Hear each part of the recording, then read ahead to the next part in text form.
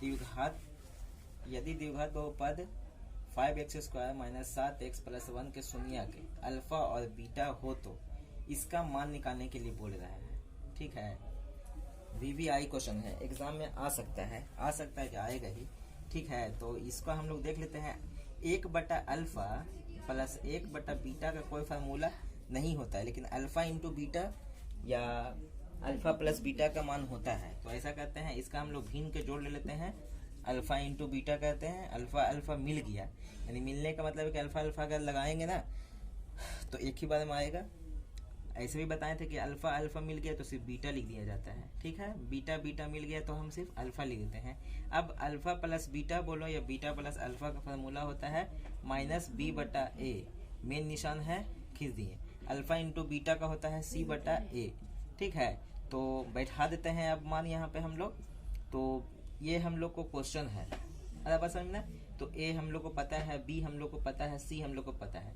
x² के साथ जो लगा रहता है वो a होता है, सिर्फ x के साथ जो लगा रहता है वो b होता है, जिसके साथ कुछ नहीं लगा रहता है यानी कि कांस्टेंट होता है उसको हम लोग c कहते हैं। तो b हम लोग को 7 है, यहाँ पे माइनस में 7 है, फार्मूला में भी माइनस है। ठीक है, और a कितना हम लोग को है 5। ठीक है, अब मेन निशान थोड़ा बड़ा खींच देते हैं, c/a। c 1 है, 5 है, माइनस माइनस प्लस हो गया 7, बट्टा में 5 है, 1/5। 5 कहाँ चल जाएगा ऊपर, 7 गुने 5, 5 गुने 1, 5 5 कट गया, सिर्फ 7 हम लोग को आंसर आ गया। आ रहा है बात समझ में?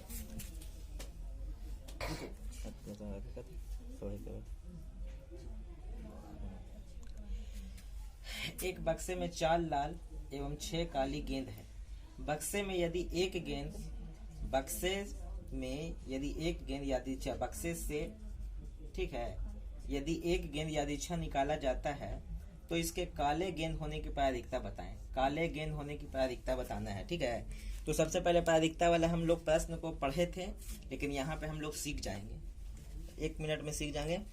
तो निकालना जो है ना उसको हम लोग लिखेंगे, काले गेंद निकालने की प्रायिकता, काले गेंद निकालने की प्रायिकता।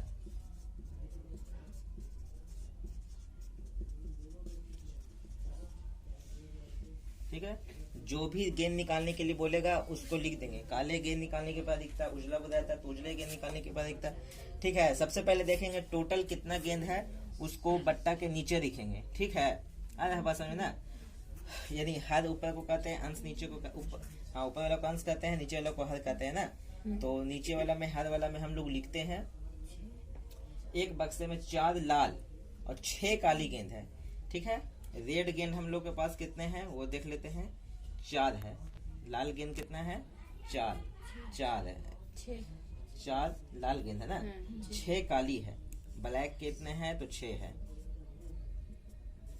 तो टोटल कितना हो गया, 10 हो गया। बस समझ में आया ना? तो 10 हम लोग नीचे में लिख देते हैं। ठीक है, हाँ 6 4 10 ना, 10 लिख देते हैं हम लोग नीचे में।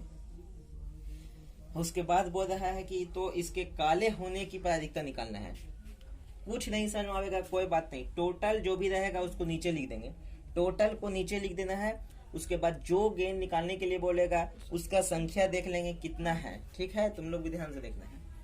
तो बोल रहा है 4 लाल गेंद निकालने के लिए, तो लाल गेंद कितना है, 4 है ना, तो 4 गेंद निकलेगा झोला से, तो 4 गेंद लिख देते हैं, 4 ऊपर में। अरे बस समझ ना, यादृच्छा निकाला जाता है, यानी बिना देखे जो है वो लाल गेंद निकालने के 4, अच्छा यहाँ पे देख लेते हैं। तो इसके काले गेंद होने के, ठीक है, काला गेंद निकालने के लिए बोल रहा है, तो ठीक है 6 जो निकालने के लिए बोलेगा उसको लिख देंगे। अगर लाल गेंद निकालने के लिए बोलता है तो 4 लिख देते हैं, अगर काला बोल रहा है तो 6 लिख दिए। अरे बस में ना, तो यही आंसर हो गया। अगर कटता है तो काटेंगे, नहीं कटेगा तो छोड़ देंगे। 2 तिया 6, 2 पचे 10, 3/5। आ रहा है बात समझ में ना? अब अगर बोलता लाल गेंद निकालने की प्रायिकता तो लाल को ऊपर रख देते 4, बट्टा में एकदम हिलता नहीं, 10 के 10 ही रहता है। आ रहा है बात समझ में? तो इसी तरह से प्रायिकता भी प्रश्न आएगा एग्जाम में, इसको अच्छा से देखना है।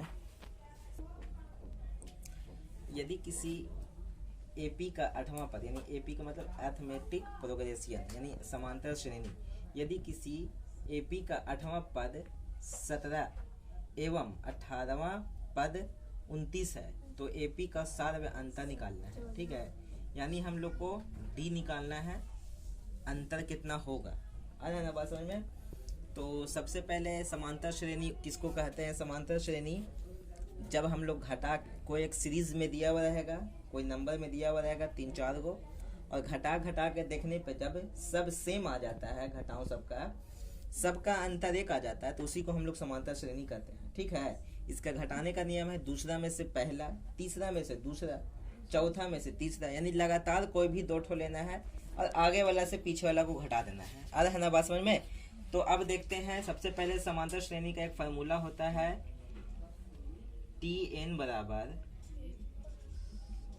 A plus n-1 into D। ठीक है, बोला 8वां पद, यानी n की जगह पे 8 रखना है।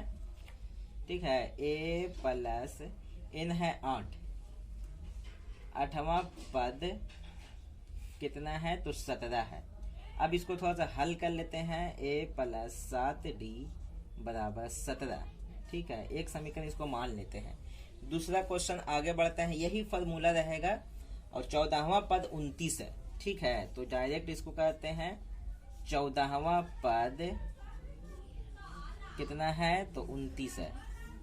आ रहा है ना बात समझ में। तो A प्लस 13D बराबर 29। आ रहा है ना बात समझ में। तो यहाँ से हम लोग को हो गया दूसरा समीकरण, क्योंकि हमको निकालना है D, डिफरेंस निकालना है, कितने कितने का डिफरेंस होगा। आ रहा है ना बात समझ में। तो यहाँ पे हम लोग देखते हैं समीकरण 1 और समीकरण 2 से लिख देंगे। समीकरण 1 एवं 2 से, ठीक है, 2 से ले लेते हैं। तो A प्लस 7D बराबर 17, यहाँ पर हो जाएगा A प्लस 13D बराबर 29।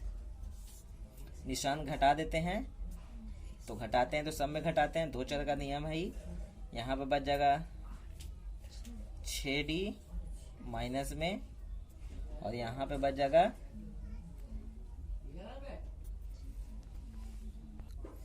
तो घटा के आ गया यहाँ पे हम लोग को 12, माइनस माइनस हम लोग को कट गया, और यहाँ पर D आ गया हम लोग को 2, यानी डिफरेंस हम लोग को कितना गया? सारे अंतर 2। आज बात समझ में ना। तो इसको देखना है बहुत ध्यान से, और इसी तरह से एग्जाम में पूछेगा, यही क्वेश्चन आएगा ही। ठीक है, अंक का चेंज कर सकता है, 8वां पद 17 है की जगह पे 9वां पद 20 हो जाएगा, यानी कुछ भी, सिर्फ क्वेश्चन यही रहेगा। अंक सेम बदल सकता है, सेम भी रह सकता है। बात समझ ना। ये क्वेश्चन हमेशा आते रहता है इस तरह का। ठीक है, अगला क्वेश्चन, 2 संख्याओं का योगफल 50 है एवं उसमें से एक संख्या दूसरी संख्या की 7/3 गुनी है, तो संख्याएं निकाले। अरे है बात समझ में। ठीक है ना, अरे समझ में। क्वेश्चन पहले बहुत ध्यान से देखना है। 2 संख्याओं का योगफल 50 है, तो मान लेंगे कि माना कि पहली संख्या x है। ठीक है, माना कि पहली संख्या x, दूसरी संख्या y। अब प्रश्न से जो बोल रहा है उसको हम ध्यान से देखते हैं। प्रश्न से बोल रहा है कि 2 संख्याओं का योगफल 50 है, तो x प्लस वाई बराबर 50 लिख दिए एक समीकरण, एवं उसमें से एक संख्या दूसरी संख्या की, तो एक संख्या ये है, दूसरी संख्या ये है, उसका 7/3 गुनी बोल रहा है। यहाँ पर बहुत ध्यान से समझना है, एक संख्या यानी एक संख्या दूसरी संख्या के 7/3 गुनी है, तो बराबर कैसे करेंगे? जब इसमें भी 7/3 करते हैं तो दोनों बराबर हो जाएगा, ताकि वो एक संख्या दूसरी संख्या की 7/3 गुनी है, दूसरी संख्या की 7/3 गुनी है, तो हम दूसरे ही संख्या में 7/3 कर देते हैं तो बराबर हो जाता है। आ रहा है बात समझ में। बराबर यहाँ पे करना रहता है ऐसा समीकरण में। तो अब यहाँ पर से तुम लोग को क्या करना है कि x की जगह पे ये बैठा दो सीधा सीधी, तो y 7y बोलो, उसके बाद 3 प्लस में y है तो y ये रह देते हैं बराबर में 50। इसके नीचे एक छुपा हुआ है, भिन्न के जोड़ ले लेते हैं, 7y प्लस 3y बराबर 50, 7 3 10y बराबर में 50 दिया 150, y बराबर 150/10, 1 0 से 1 0 15, यानी कि y बराबर हम लोग को आ गया 15। दूसरा ये हो गया हम लोग को दूसरी संख्या, पहली संख्या कितना था? x था ना। अरे बात समझ में। ठीक है, दूसरी संख्या हम लोग यहाँ पर देख लेते हैं, x है ना, तो x प्लस वाई लिख देते हैं, x प्लस वाई बराबर 50। ठीक है, तो y हम लोग को आ गया 15, x ऐसा ही रहता है, y है 15 बराबर में 50, x बराबर 50 माइनस 15, तो x बराबर हम लोग को आ गया 35। समझ में आ गया, पहली संख्या भी हम लोग को आ गया 35, दूसरी संख्या हम लोग को आ गया था पहले y हम लोग को दूसरी संख्या था ना, तो दूसरा संख्या आ गया 15, पहला संख्या है x वाला, तो x आ गया 35। आ रहा है समझ में बात। p के किस मान के लिए द्विघात समीकरण 3x² minus 5x plus p बराबर 0, यानी 3x² minus 5x plus p बराबर 0 के मूल समान होंगे। अरे बात समझना, यहाँ पर समझना p के किन मानों के लिए, k के किन मानों के लिए, यानी कि मानों के लिए जब बोलेगा ना हम लोग को, ठीक है, p के किन मानों के लिए जब भी मान निकालने के लिए बोलेगा, इस तरह का समीकरण द्विघात समीकरण मान निकालने के लिए बोलेगा ना, तो उसका एक ही फार्मूला है, याद रखना है, d बराबर b² माइनस 4ac। अरे ना बात समझ में कि मूल समान होंगे, किसके लिए, p के किन मानों के लिए मूल समान होंगे। ठीक है, तो याद रखना, a तो हम लोग को मालूम है, x² के साथ जो भी लगा रहता है वो a होता है, जो x के साथ लगा रहता है सिर्फ x² के साथ रहेगा तो a, सिर्फ x के साथ रहेगा तो b, और ऐसा ही जो रहता है वो c हो जाता है। ठीक है, बिना x के साथ जो रहता है, तो b हम लोग को 5 है, माइनस में है ना, तो b² 4, a कितना है, a है 3, c कितना है p, और किन मानों के लिए मूल समान होंगे, तो 0 के लिए मान लेते हैं, तो 50 25 4 या 12p बराबर 0। एग्जाम में आने वाला प्रश्न जितना भी बता रहे हैं सब एग्जाम में आएगा। अरे है बात समझ में ना, तो 25 बराबर 12p, p बराबर 25 बटा 12। अरे है समझ में, तो यानी p का जो मान होगा 12 कहाँ 25 बटा 12 के लिए होगा। ठीक है ना, अरे समझ में, ठीक है, यहाँ पर समझो। समांतर अगला क्वेश्चन जो है, क्वेश्चन अगला है, नेक्स्ट क्वेश्चन है समांतर श्रेणी। एग्जाम में आया हुआ ही क्वेश्चन बताया जा रहा है, जितना भी क्वेश्चन बता रहे हैं सब एग्जाम में आया हुआ क्वेश्चन है। ठीक है, कभी ना कभी आया हुआ है, उसको निकाल के आराम से देख सकता है। ठीक है, तो लोग आता है समांतर श्रेणी जो है, कौन सा पद इतना होगा। ठीक है, कौन सा नंबर पर 420 आवेगा। ठीक है ना, 21 है, उसके बाद 42 है, उसके बाद 63 है, कितना कितना का डिफरेंस हो रहा है वो भी जानेंगे। यानी इसी तरीका से जब बढ़ते जाएंगे तो 420 केमा नंबर पे आवेगा, वही निकालने के लिए बोल रहा है। कौन सा नंबर पे हम लोग को 420 आवेगा, तो ए हम लोग को जो है उसको लिख देते हैं 21 है। ठीक है, उसके बाद डी कितना है वो भी लिख देते हैं 21 ही है। यहाँ पे जो 420 दे दिया है ना, यानी अंतिम में जो है 420 आना चाहिए। कितना नंबर पे आएगा वो अलग बात है, वही तो निकालने के लिए बोल रहा है। लेकिन टीएन तो दे दिया है कि टीएन हम दे देते हैं 420। फार्मूला होता है टीएन बराबर A plus N minus 1 into D. ठीक है, टीएन है 420, ए बराबर 21 प्लस एन की जगह पे नहीं मालूम है चूंकि एन निकालना है, डी है मालूम 21 लिख देते हैं। 420 बराबर 21 प्लस 21 एन माइनस 21। 21 और 21 तो खत्म हो गया, 0 आ जाएगा ना, घटके भी 0, काट के भी खत्म। तो 420 बराबर 21 एन। अरे बात समझ में, तो 420 बटा 21 काट देंगे, 21 दूना 42, यानी एन की जगह पे 20 आएगा, यानी 20वां नंबर पे 420 आ जाएगा। आया समझ में, यानी कौन सा पद, तो 20वां पद में ये वाला आएगा। दूरी सूत्र का प्रयोग करें। ठीक है, दूरी सूत्र का प्रयोग करके और संरेखी है कि ना ये पता करना है। ठीक है, यानी एक लाइन में है कि नहीं ये बिंदु, उसको दिखाना है। तो दूरी का सूत्र जो होता है वो मालूम है सबको, और नहीं मालूम है तो यहाँ पर हम लोग देख ही लेंगे। ये है ए, ये है बी, ये है सी। मान लेते हैं कि ये ए है, ये बी है, ये सी है। बहुत इंपॉर्टेंट क्वेश्चन एग्जाम में आएगा।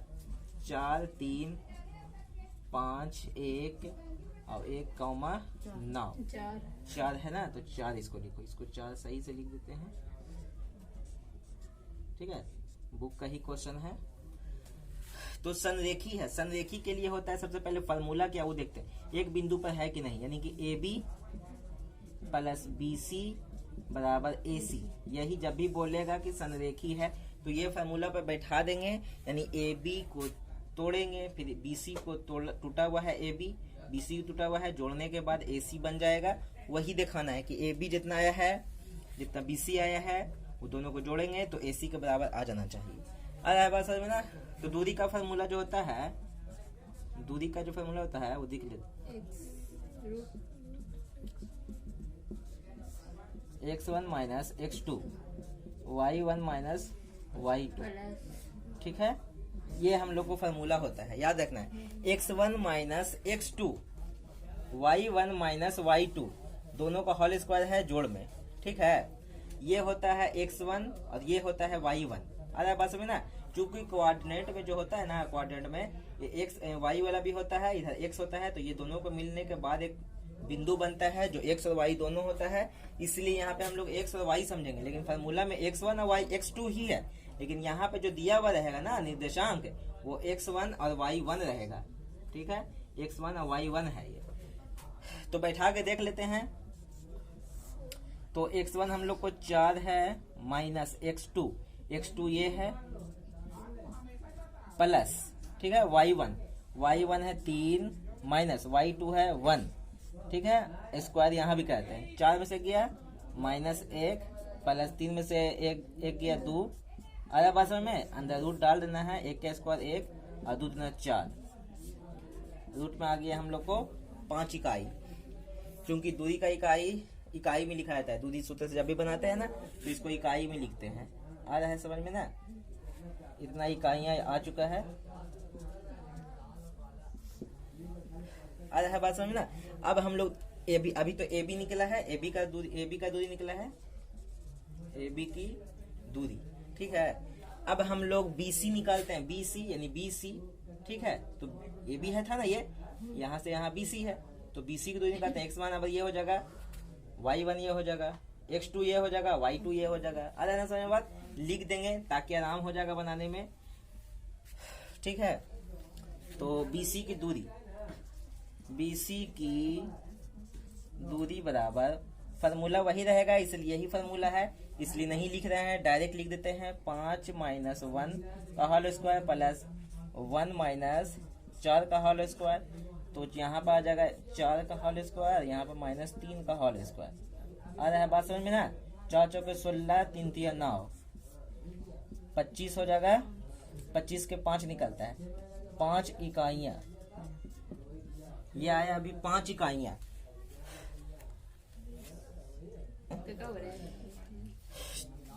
बात समझ में आ रहा है ना? यहाँ पर देखो, ये जो 4 है ना, ये 4 नहीं है, ये 9 है, ठीक है। इसको ध्यान में रखना है, उससे कोई दिक्कत नहीं है। जैसे बना रहे हैं, बनाने का तरीका वही है, सिर्फ क्वेश्चन के अनुसार हम लोग चल रहे हैं, वही देख रहे हैं। आ रहा ना बात में? तो ये तो ठीक हो गया। BC के दूरी में थोड़ा सा 1 माइनस, यहाँ पे 9 हो जाएगा, ठीक है। यहाँ पे हो जाएगा 8, तो हो जाएगा यहाँ पे 8 8 64, ठीक है। और यहाँ पे हो जाएगा, जोड़ दो, 6 4 10 के 0, 6 1 7 अब 1 8, 80 इकाइयां आ सकता है। इसको और तोड़ भी सकते हैं, 16 25 80, तो 16 के 4 हो जाएगा, रूट में 5 ही रह जाएगा, ये इकाइयां हो जाएगा। ये अभी BC की दूरी आया है, ठीक है। आ रहा है ना बात समझ में? अभी AB आया है, BC आया है। अब AC निकाल के देख लेते हैं आता है कि नहीं, दोनों के जोड़ के बराबर। ये दोनों को जोड़ेंगे तो कितना आता है वो भी देख लेते हैं। AB प्लस BC, AB हम लोग का आया हुआ है यहाँ पे √5, अब BC आया हुआ है हम लोग को ये 4√5, यानी 4 यहाँ 1, 5√5 इकाइयां, ठीक है। अब हम लोग AC देखते हैं, इतना आता है या नहीं आता है। आ रहा है बात समझ ना? तो फार्मूला वही रहेगा, AC की दूरी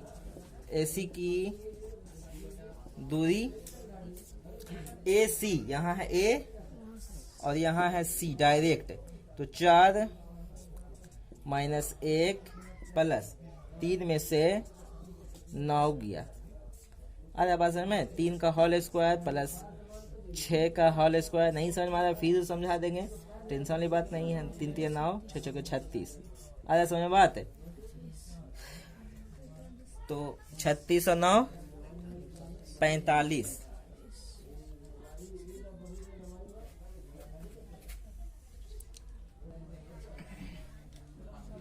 ठीक है। तो यहाँ पे हो जाएगा 9 पच्चे 45, 3 तिया 9 हो जाएगा, √5 इकाइयाँ।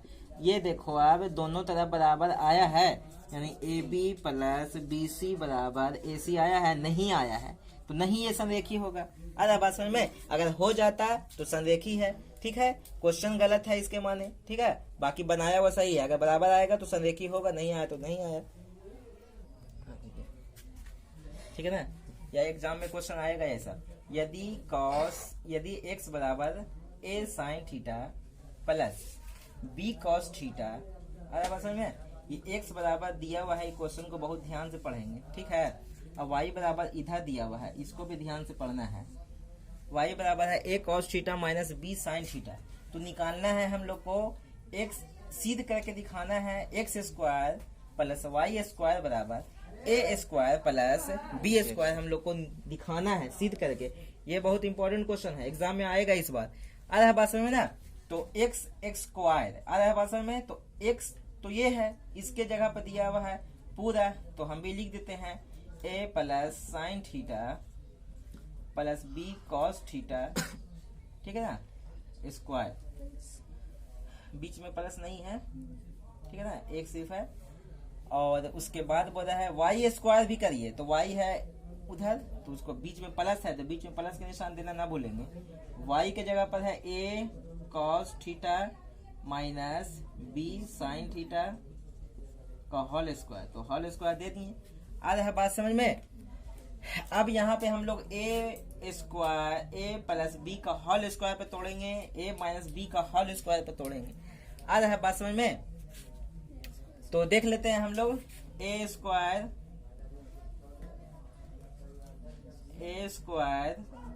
Plus b square plus 2ab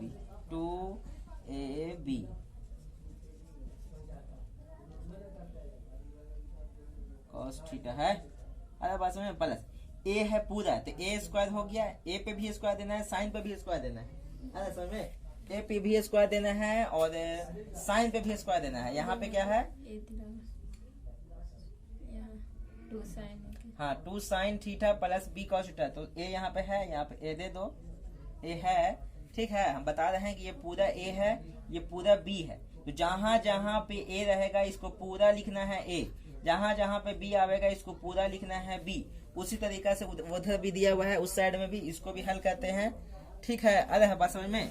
तो यहाँ पे है a cos थीटा, तो a स्क्वायर प्लस, हाँ cos square theta plus b square sine square theta minus, ठीक है, 2b साइन थीटा। अरे है ना बात समझ में, ठीक है। अब हम लोग देखेंगे, ये माइनस में है 2a cos theta into b sine theta, यहाँ पे है 2a sine theta into b cos theta. दोनों एक है, लेकिन सिर्फ यहाँ प्लस है, वहां माइनस है, तो ये घट जाएगा। घटने का मतलब कट जा रहा है, ठीक है, इसको काट दिए। बच गया यहाँ पे हम लोग को a sine theta, a square sine square theta plus b square cos square theta. इधर से भी बच गया, उसको भी लेते हैं a cos स्क्वायर थीटा, और यहाँ पे बच गया plus b sine square theta, ठीक है। आधा बात समझ में ना। अब हम लोग a वाला को एक जगह कर देते हैं, यहाँ पे भी है a, यहाँ पे भी है a, ठीक है। तो a square sine square theta plus a square cos square theta. अब b वाला को एक जगह कर देंगे, बचा है यही, तो इसी को ना करेंगे, plus b square sine square theta. अब यहाँ से a दोनों में है, कॉमन ले लेते हैं, a square sine square theta plus cos square theta. अरे बात समझ ना, यहाँ पे प्लस है तो प्लस दे ले लिए, b यहाँ बच गया, प्लस यहाँ से b ले लिए है ना, तो यहाँ पे बच गया साइन स्क्वायर थीटा, ठीक है ना। यहाँ पे sine square theta plus cos square theta 1 होता है, तो a स्क्वायर 1 प्लस ये वाला प्लस b स्क्वायर यहाँ भी 1, sine square plus sine square theta plus cos square theta बराबर क्या होता है, 1 होता है। आ रहा है ना बात समझ में। तो इसलिए हम लोग 1 लिख दिए और ये कॉमन लिया हुआ था तो इसको भी हम लोग लिख दिए। आ रहा है बात समझ में ना। तो इसको हम लोग अब गुना करते हैं। गुना करने के बाद a square plus b square यही लाना था।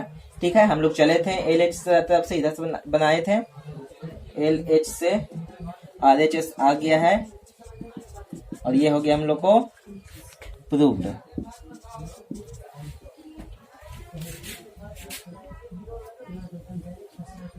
सुनिए तो बना रहे हैं, आज थोड़ा सा ऐसे कर लेते हैं ऐसा।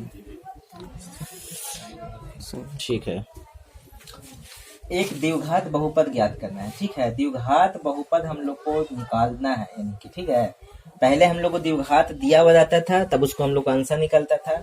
x बराबर 4 माइनस में 4, x बराबर 2 माइनस में 2। ठीक है, यहाँ पर दे दिया है कि शून्यकों का जोड़ √2 है एवं शून्यकों का गुणनफल जो है वो 1/√3 है। अरे बात समझ ना, तो 1/3 है। तो द्विघात बहुपद ज्ञात करना है।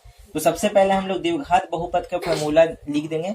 उससे पहले हम लोग लिख लेते हैं शून्यकों का योग, यानी अल्फा प्लस बीटा बराबर √2 हम लोग को दिया हुआ है और गुणनफल अल्फा इंटू बीटा बराबर 1/3 दिया हुआ है। अरे बात समझ में ना। तो इसका फॉर्मूला हम लोग सबसे पहले देखते हैं। ठीक है, सबसे पहले इसका फॉर्मूला हम लोग देखते हैं। A X square minus alpha plus beta X plus alpha into beta, bracket भी देना जरूरी है। ठीक है, तुम लोग को फॉर्मूला तो याद है। ठीक है, फॉर्मूला याद है। अब हम लोग यहाँ पे करते क्या है वो देखते हैं। अल्फा प्लस बीटा बराबर होता है -b/a। ठीक है, इसमें भी होता है c/a। आ रहा है बात समझ में ना।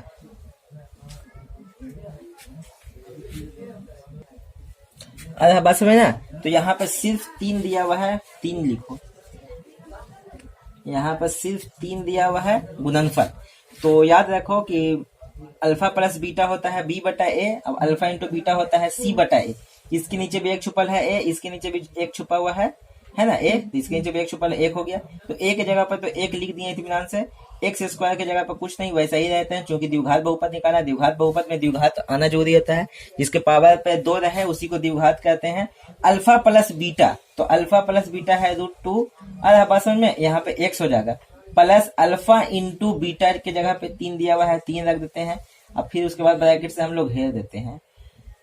एक्स स्क्वायर यहाँ पे हो गया माइनस √2x और यहाँ पे हो गया हम लोग को 3। आ रहा है बात समझ में। तो ये हम लोग को आ गया द्विघात बहुपद। द्विघात बहुपद के रूप में आ गया ना। एक्स स्क्वायर एक तो आ गया, एक तो एक्स में आ गया, एक तो सिर्फ कांस्टेंट आ गया। द्विघात सूत्र का प्रयोग कर समीकरण x square plus 12x plus 35 बराबर 0 का हल निकालना है। आ रहा है ना बात समझ में। तो सबसे पहले द्विघात सूत्र बोल रहा है, तो इसको हम लोग गुणनखंड के तरीका से ही बना सकते हैं, लेकिन बोल रहा है द्विघात सूत्र के प्रयोग से ही बनाना है। तो द्विघात सूत्र का फॉर्मूला जो होता है ना, वो होता है मूल बराबर -b plus minus √b square -4ac/2a। ठीक है, तो b हम लोग को मालूम है। ठीक है, a बराबर हम लोग को 1 है, b बराबर हम लोग को 12 दिया हुआ है, c बराबर 35 दिया हुआ है। ठीक है, तो बुक का क्वेश्चन मिस प्रिंट हो रहा है। तो आ रहा है ना बात समझ में। एक्स स्क्वायर के साथ जो लगा रहता है 1 होता है, सिर्फ x जिसके साथ लगा रहता है वो b होता है, जिसके साथ कुछ नहीं हो जाता है वो c होता है। यानी a ये हो गया, इसके आगे कुछ नहीं है तो 1 है लगा हुआ, x के आगे 12 लगा हुआ है तो ये 12 है, ये इसके साथ कुछ नहीं है तो ये c हो जाएगा। आ रहा बात समझ में ना। उसके बाद सीधा सीधी कुछ नहीं करो, इस फार्मूला पे बैठा दो। इस फार्मूला पे जब बैठा देंगे तो आंसर आ जाएगा। b है 12, माइनस में है ना ये, तो माइनस में लिखना पड़ेगा। यहाँ पे 12 है सिर्फ, तो 12 रख दिए। फिर b स्क्वायर कितना है, 12 का स्क्वायर -4a कितना है 1, c कितना है 35। आ रहा बात समझ में, /2 गुने a। तो -12 प्लस माइनस √12 का होता है 144 माइनस 5 चौके 20, 80 2 4 12 13 14, 140 2 एकम 2। ठीक है, यहाँ पे आ गया 4/2। आ रहा है बात समझ में ना। तो देख लेते हैं क्या आता है। -12 प्लस -4 के 2 निकलता है, बट्टा में 2 है भी, अब यहाँ पर से एक बार प्लस में करेंगे ये वाला, उसके बाद एक बार माइनस में करेंगे। आ रहा है बात समझ में ना। तो -12 प्लस में 2 एक बार जैसा है वैसा ही उतार देंगे, एक बार सिर्फ प्लस में लिखेंगे, एक बार माइनस में लिखेंगे और कुछ नहीं करेंगे। यहाँ पे 2 है, सिर्फ 4 का 2 आया था ना, इसीलिए 12 में से 2 गया, माइनस में 10 बटा 2, यहाँ पे 12 2 14 माइनस में बटा 2, 2 7 14, 2 5 10 -5 -7, यही हम लोग को आंसर आ गया। एक आ रहा है बात समझ में।